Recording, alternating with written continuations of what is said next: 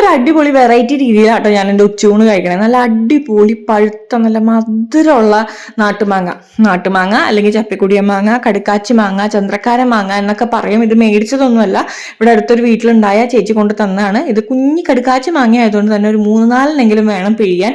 പക്ഷെ നല്ല മധുരമാണ് ഈ മാങ്ങയ്ക്ക് അല്ലേ. അപ്പൊ ഇതിങ്ങനെ 3-4 പിഴിഞ്ഞ് നമ്മുടെ ചോറിലേക്ക് എടുക്കാം കേട്ടോ. മാമ്പഴപ്പുളിശ്ശേരി ഒന്നും ഉണ്ടാക്കി കഷ്ടപ്പെടണ്ട, ഇത് മാത്രം മതി നമുക്ക് ചോറുണ്ണാൻ. എന്നിട്ട് നമ്മളത് നന്നായിട്ട് മിക്സ് ചെയ്യുക, ചോറിൻ്റെ കൂടെ കൂട്ടി മിക്സ് ചെയ്തെടുക്കുക കേട്ടോ. അത് കഴിഞ്ഞ് നമ്മൾ കുറച്ച് മോരിലേക്ക് ഉപ്പിട്ട് എടുത്തേക്കുവാണ്. അപ്പം നമ്മളെ മധുരമായി, പുളിയായി, ഉപ്പായി. ഇനി എരിവിന് വേണ്ടിയിട്ട് നമ്മളത് ഈ കാന്താരി മുളകാണ്, വെള്ളക്കാന്താരിയാണ്. നോർമൽ കാന്താരി ആണെങ്കിൽ കുറച്ചും കൂടെ ടേസ്റ്റ് ആയിരിക്കും. നല്ല വെള്ളക്കാന്താരി ഞെരടി തിരുമ്മി എടുക്കുക. എന്നിട്ട് ദേ ഇങ്ങനെ വായിലേക്ക് വെച്ചാലുണ്ടല്ലോ അടിപൊളി ടേസ്റ്റാണ്, ഒന്നും പറയാനില്ല. സ്വർഗ്ഗം നമ്മൾ കാണും എന്ന് പറയണ പോലെ അത്രയും ടേസ്റ്റാണ്.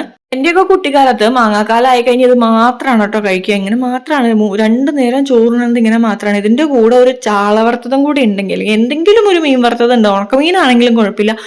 എൻ്റെ പൊന്നു അടിപൊളി ടേസ്റ്റാണ്. പിള്ളേർക്കാണെങ്കിലും ഇഷ്ടമാണ് കേട്ടോ ഇങ്ങനെ കഴിക്കാൻ. അധികം നല്ല മധുരം ആയതുകൊണ്ട് അവർക്ക് ഇപ്പം മുളക് ഞരടിയില്ലെങ്കിലും കുഴപ്പമൊന്നുമില്ല.